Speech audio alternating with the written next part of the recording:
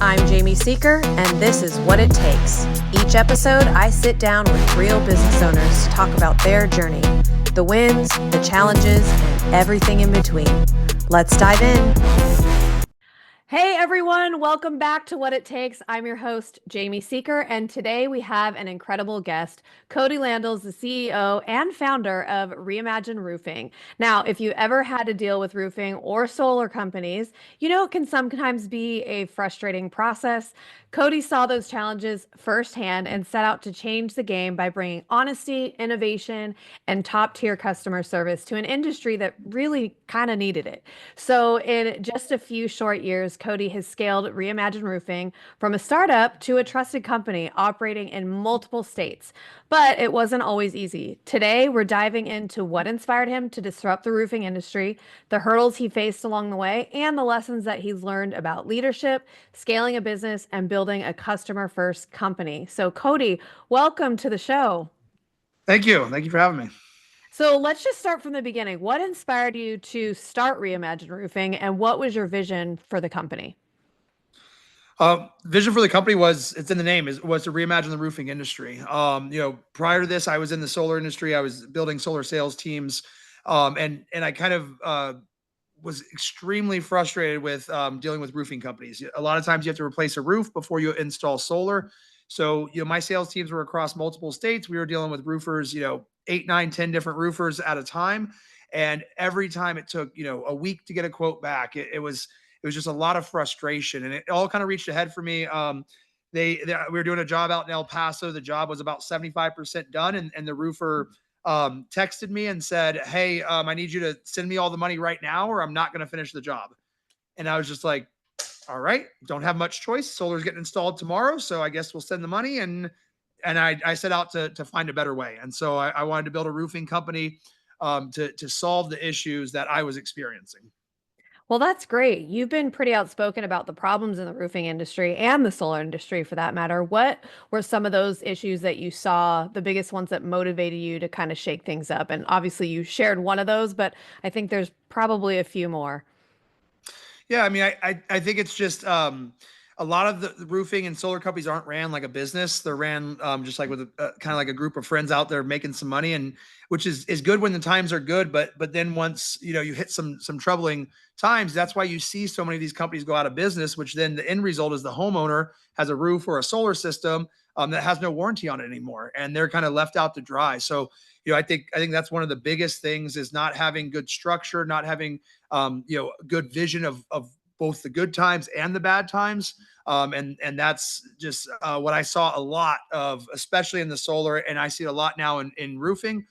Because I'm one of the things that I do as a side, as well as I'm a mentor in the Roofing and Solar Reform Alliance, which actually helps roofing and solar contractors elevate their level of professionalism and deliver amazing experiences through training and coaching.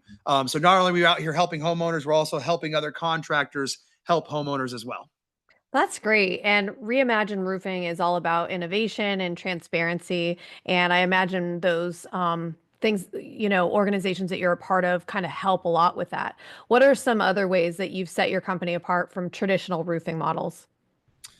We're the easiest way to buy a roof in America. We're the only roofing company that you can buy a roof 100% over the phone. We've eliminated the in-person at the kitchen table hard closes where the husband and the wife has to be there, and I'm not leaving until you sign. We've really streamlined the process, utilizing things like satellite measurements to quote a roof. We have a very, very comprehensive YouTube channel where homeowners can learn about the roofing process, learn about the company, and come to the buying process already informed. And we're finding more and more homeowners want to do their own research, want to learn on their own time. And once they've made a decision, they don't need us sitting there pounding them over the head for an hour saying, buy my product. We do amazing things. We build amazing roofs. We tell the world about it. And if you want to do business with us, we make it extremely easy. Yeah, and I'd imagine that that kind of helps with scaling as well. If you're not having to be in everyone's kitchen, like being on site and doing that, like you said, that hard sale, you've now used, that's part of the innovation, right? Is okay, well, this is how people buy and sell these days, and why can't we do that? What I would say that, scaling itself comes with major challenges, when you're a business owner and trying to figure out how am I going to grow this company. But it sounds like you guys have kind of found a way to do that a bit. Was that one of the things that kind of came of growth, or was it just how did all of that process come about? Yeah. So when I was in the solar industry, one of the biggest problems as a solar sales rep was getting roof quotes. You do the presentation to the homeowner. The homeowner says, "Hey, I'd love to do solar, but I have a 20-year-old roof." And so then you'd have to get a roof quote from a roofer, and it would take a week or 2 weeks. And you know, all sales, time kills sales. That level of excitement you have when you're ready to go buy something, and then now 2 weeks go by, maybe grandma comes into town, the dog runs away, whatever happens in life, and it's impossible to get back on the phone with that person. And so it or the other side of it is, because it's so hard to work with roofers, a lot of solar companies were putting solar on very questionable roofs because it Mm. was just like, hey, I don't want to deal with the roofer. And so with seeing that, I knew that there was an opportunity. If we could deliver real time quotes, we could completely reimagine the industry. And so that's what I set out to do. Is I wanted to develop a system, because our original business model was strictly B2B. I built a roofing company for what I wanted as a solar sales manager, which was fast quotes. So before AI, before the satellite measurements, kind of before all of that, I developed a way to go onto Google Earth, measure the perimeter of a house, drop yourself onto Street View, measure the pitch of a roof, and I was able to deliver quotes in 15 minutes or less to sales reps that were sitting at the kitchen table with homeowners. So That's now when awesome. homeowners said, "Hey, I know I need a new roof," they'll go, "Great. I'll text Reimagine Roofing." They would text us. We would get them a quote back in 15 minutes. They would then be able to present that to the homeowner. And now the homeowner got a high quality quote from a high quality contractor right at the point of sale. And everybody won in that scenario. Yeah, that's great. What do you think some of the biggest hurdles that you faced in starting? Because that's a totally new way of thinking about things. And I'm pretty familiar with the build industry, and changes like that don't just get adopted overnight. What were some of those like hurdles, or maybe it wasn't having to do with that process, but I'm sure there were some some other things, let alone getting from a startup to a multi-state operation. There's hurdles in and of itself. What were some of the biggest challenges that you feel like you faced in doing all this stuff? Yeah, the first biggest challenge was the person that was now selling the roof was not someone that knew much about roofing, because it was a solar sales rep. And so then that what is what spurred us to start building what I call video sales letters, or YouTube videos. So now, instead of the solar sales rep having to explain the homeowner the different options they have, they would just open up their laptop, press play, and then I'd pop up and say, "Hey, you can do this, you can do this, you can do this." And now the homeowner's like, "All right, well, I want that roofing system." So I was able to explain, very complicated concepts very simply, because our first big hurdle was sales reps kind of giving the wrong information because they weren't roofers. Um, and the other kind of hidden benefit of this model was it allowed us to really focus on quality, because other people were selling our product.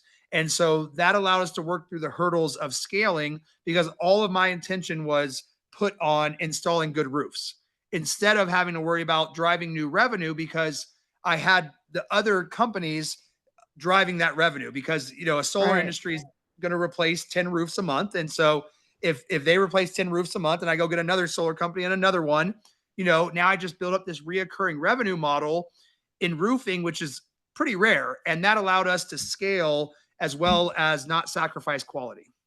Yeah, that's great. How do you though maintain, because I think it's hard enough to create this culture internally with your own Mm. team and build that the values and all that kind of stuff within your own team. How do you then maintain that culture when you're not even the face of your sale, or like you said, you have a totally different model here. What's that like? Yeah, so the real key for us, for like the employee level and all the locations, was I really try to stick to the belief that as a CEO, my vision has to be big enough that my team's vision can live inside of that. And so when I put somebody in a new market, that's their market. They have the ultimate accountability there, but and the ultimate responsibility there. But also, I paint for them the picture of what this could look like in 2, 3, 5 years. Even on initial interviews, even to this day, as big as we've gotten, I am still on the final interview for every employee that joins it. whether it's, bottom, our entry level, or, one of our VPs. And what I always do on that is say, hey, you're starting off here. If you do X, Y, and Z, in 6 months, you could be here. In 12 months, you could be here. In 2 years, you could be here. And when people have that vision, they operate differently. They take a different level of accountability. And one of the things I'm most proud is that we've had over 5 businesses spun off from Reimagine Roofing, some other roofing companies that I've helped. Their vision was, I want to start a roofing company. Great. Let's work towards this over the next 2 years. I'll teach you, I'll mentor you, and then you go launch it. And let's, I will give you some advice on it. And to me, that's success. And that I don't need them to be an employee for the rest of their life. I don't need to be, greedy with it. I really try to think of just an abundance mindset of, there's enough roofs to go around. And if I can help somebody achieve their dream, the time we work together in those, 2-3 years, we can accomplish some really amazing things. And then the next person will come in, replace them, and they'll build their dream. And I think that that actually is in alignment with your mission because you said you started this company because you wanted to put out a better product. You wanted to do, and so in developing people who then create their own company to then continue to do that is, I think it's in absolute alignment with what you set out to do and you're continuing to do, which is really cool. So you put a huge emphasis on transparency and trust. How do you make sure your customers have that exceptional experience from start to finish, especially if you're not the one, touching them the entire time? There are different multiple hands if the end goal is solar and you have nothing to do with that at all, right? Yeah, yeah. And so what we made sure to do is we made sure we leverage technology. And so when we go do a project, we're taking photos, and that uploads to a live link that the homeowner can follow along with as well. And then also once the solar install is done, then we would go back out and do a final inspection. And that was kind of our core business model for a long time. And then as the solar industry started to have some troubles, as interest rates began to rise, we had to pivot as a company. And over the last 2 years, we went from a B2B model to a direct to consumer model. So now we're, 95% of our business comes from direct to consumer, because we saw some of the headwinds that solar was going to begin to face.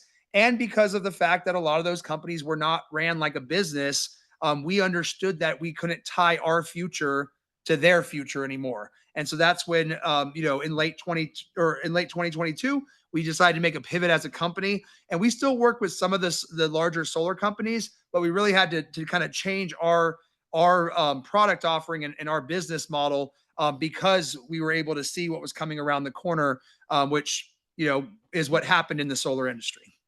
Yeah, absolutely. And you also co-founded the Roofing and Solar Reform Alliance to tackle some of these like industry-wide issues that you were talking about. Can you tell us more about that and the impact that that's making? Yeah, so right now, in the Roofing, Solar, and Reform Alliance, we have over 350 contractors nationwide. Every state in the nation is represented. We actually have some roofers from Canada as well. I think even one from Sweden. And we're really changing what it means to be a roofing and solar contractor. Historically, people have been very, very guarded. They think everything's a trade secret. They don't want to share any ideas. And instead, what we've done is we brought together over 300 contractors that just want to strive to be great, and they want to give an amazing service. And we're sharing inside secrets. We're learning from each other. I'm sharing what we're doing here at Reimagine Roofing.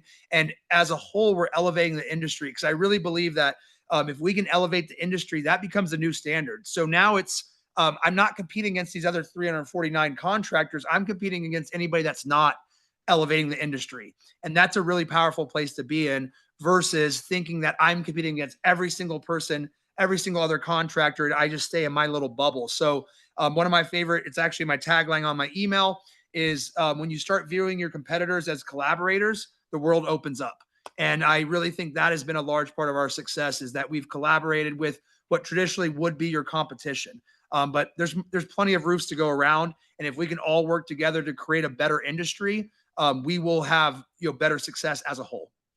I bet that's really freeing too, to not have to view everything so, under lock and key and like everything's a threat. And I think not just as as an employer and somebody, it sounds like you're very generous with your employees and building them up and sharing information and just making everyone around you better. But also, when that expands out to your competitors, I bet that's a different level of just freedom that you're like, hey, this is what we do.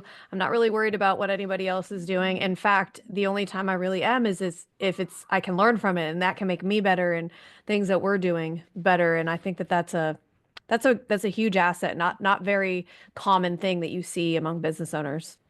Yeah, and I think whenever I do a session or we do like a get together and I go out and teach something, I honestly feel that I typically learn more than they learn because I learned so much from teaching. And I'll be in the middle of doing a PowerPoint or teaching something, and like something pop in my head and I'll get my pen, I'll write it down real quick. I'm like, oh, we could do that better. And so it's me constantly sharpening my sword, because if I'm going to sit in front of 30, 40 other contractors in a room and take them through a lesson, I need to make sure that I know that lesson forward and backwards. And that helps me be better in my position. That's great. But no journey is without its challenges. I mean, we're making this sound like, oh, like this is Yeah. all great, but what's been one of the toughest moments that you've faced in your business so far? Like, how'd you guys overcome that? I mean, the toughest moment was when I got the call when the solar industry first started imploding. Essentially, a large solar company went bankrupt, and it changed how all the banks were lending, and most of solar is financed. And in a single day, I got a call from over or it was eight contract different solar partners that all owed us, some of them up to six figures, and all telling me that in the same day, like, "Hey, sorry, we just can't make payments today." And we went from expecting over, a large sum of money hitting our bank account that Friday to make payroll on Monday. To it was on a Thursday when I received that call, to us figuring out how are we going to make payroll on Monday, and us figuring out how are we going to survive as a business. We have 40 employees, and now all of my revenue is coming from an industry that no longer can pay their bills. And when you can't pay the bills, your subcontractors are always going to be kind of the bottom of the, you're going to make payroll first, you're going to make rent, you're going to go, buy more materials so you can install more jobs. Subcontractors are pretty low down the list. And so in a single day, our entire trajectory imploded because we had just received a large investment before that to blitz scale to the East Coast. I mean, we were in 23 states by our second year because of the business model and how ingrained we were in the solar industry. We did the roofs for all of the largest solar companies. You name a large solar company, I was doing their roofing. And so I had maximum exposure to an industry that was facing essentially what happened in 2008 to the real estate industry. And so that was the biggest challenge. I mean, I had built this model with the naive understanding, or the naive kind of thesis that companies pay the bills. And I thought it was a better model because now I didn't have to go, I do 10 roofs in a week. I go to, ABC Solar and say, hey, you owe me, $100,000, instead of going to 10 individuals saying you owe me $10,000. And it worked wonderful until it didn't. And then literally in a snap of a finger, it's like, whoa, what are we going to do? And the first thing I did is I brought the entire team on the call. I told everybody, within 30 minutes of me finding out exactly what was going on. And then I played him a YouTube video from Jocko Willink that's about 2 minutes long, and it's just good. And basically what the concept of the video is, no matter what, if something happens, you just say good. And if we're still breathing, good. We still have a shot at trying to turn this around. And what I told my team is, we've had an amazing story to this point, but if this can be our inflection point, if can be where we build something truly special, our story becomes 10 times cooler. And everybody bought in, even though I was transparent that we will make payroll this week, but we'll see what happens, over the next couple months. We had to make some cuts. We had to pare down. We had to shut some offices. We had to see what was profitable, what wasn't. But that was in 2022, and here we are today. We rebuilt, and we regrouped, and we reloaded, and we got back on our horse. That's great. That's a good, I think a good moment where you can just point your finger at that and say, yeah, that changed. Because I think if you talk to anybody who's been in business for any number of years, sure, you can have years of just great thing. Everyone's paying their bills, everyone's, experiencing all that kind of stuff. But it isn't until it's not a matter of if, it's a matter of when. And when you go through that, you reach a different level. I feel like if you can buckle down, if you can get through it, if you can solve some of those problems and make some tough decisions and keep going, that also can be freeing too. I find that because it's not a matter of like if it's going to happen again, it's when it's going to happen again, and what am I going to do to be prepared this time? And so you learn a lot in those moments, I feel. 100%. Yeah, it's I learned more in saving the business than building the business. Oh, I love Um that. I love and that. I love that. I'm going to use that. yeah. Learn more in saving the business and building the business. I have to agree with you. Yeah. I think, and if you talk to any owner who has kind of been through that, they'd probably say the same thing. Yep. Yep. 100%. So, for entrepreneurs listening, what do you think is one key lesson that you've learned that every business owner should know, like a practical takeaway? I think you just always have to be learning.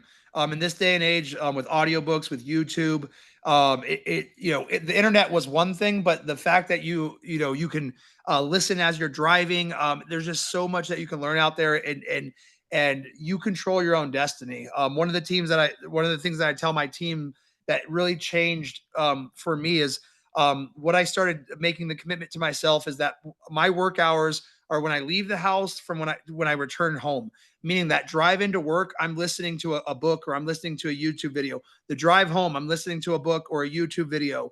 And just that 20 minutes on each end of my day gives me 40 minutes a day of bettering myself, not to mention what else I do during the day, but those 40 minutes, you're doing that 5 days a week.